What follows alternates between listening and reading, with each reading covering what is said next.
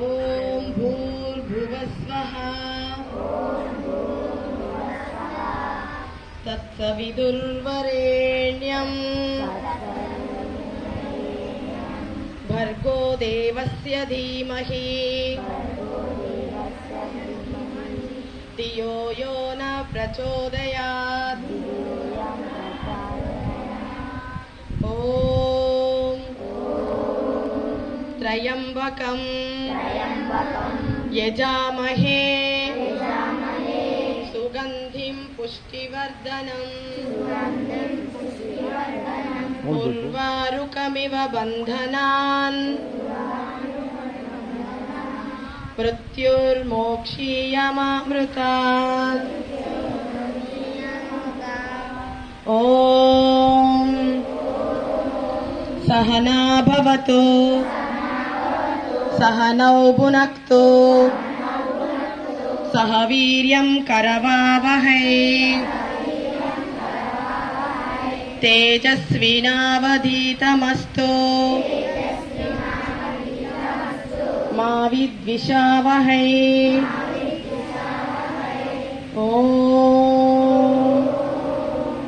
అసతో మా సద్గమయ తమసో మా జ్యోతిర్గమయ మృత్యోర్మా అమృతంగమయ. ఓం శాంతి శాంతి శాంతి.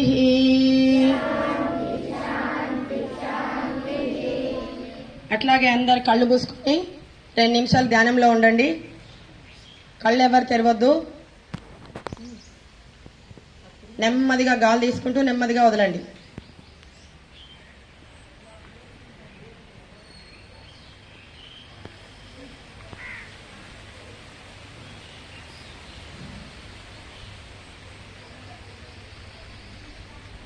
ఇప్పుడు మీ 2 అరచేతులు రబ్ చేయండి గట్టిగా. కళ్ళు అలాగే ముయ్యాలి. 2 అరచేతులు గట్టిగా రుద్దండి. మీ 2 అరచేతులు అట్లే 2 కళ్ళ మీద పెట్టుకోండి.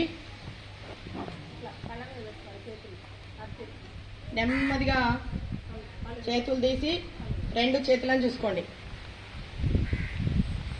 ఐస్ ఓపెన్ చేయండి. 2 చేతులను చూసుకోండి. ఓకే, ఇప్పుడు మనం యోగా చేద్దాం. యోగా అంటే ఏంటి? మనసును ఆత్మను కలపడమే యోగా. యోగా చేస్తే ఏమవుతుంది? మనకు ఆరోగ్యం బాగుంటుంది. ముఖ్యంగా ఆరోగ్యం బాగుంటేనే మనం ఏదైనా చేయగలం, అవునా? మరి ఇంకా అంతేకాకుండా మనకు ఏకాగ్రత పెరుగుతుంది. అంటే ఏంటి ఏకాగ్రత అంటే? ఏ పని చేసినా, చదివినా, రాసినా, ఒక పని చేసినా దాని మీదనే మన మనస్సును ఉంచడం, అది ఏకాగ్రత. అర్థమైందా? యోగా చేయడం వల్ల ఏమవుతుంది అంటే మనలో ఏకాగ్రత పెరుగుతుంది, జ్ఞాపక శక్తి పెరుగుతుంది, ఆరోగ్యం బాగుంటుంది. అందుకే ప్రతి ఒక్కరు కూడా తమ జీవితంలో ఈ యోగాను ఒక భాగంగా పెంచుకోవాలి. ప్రతిరోజు ఉదయం ప్రాతకాల సమయంలో కానీ సాయంత్రం కానీ కొద్దిసేపు యోగా సమయాన్ని కేటాయించాలి. ఇది నేర్చుకొని మీ ఇంట్లో మీ అమ్మ వాళ్ళకు కూడా నేర్పించండి. ఓకే.